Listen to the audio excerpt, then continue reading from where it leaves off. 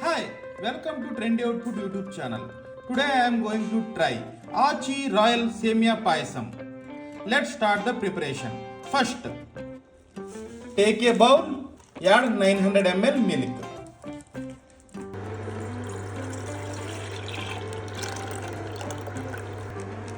Boil the milk.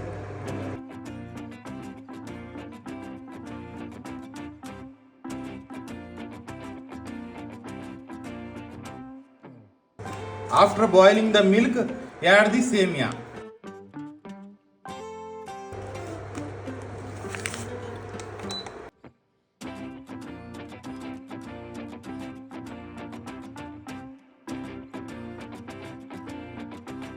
Cook it on medium flame for 10 to 15 minutes.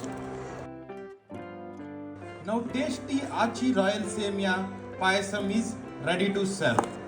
That's it. Thank you for visiting Trendy Output YouTube channel.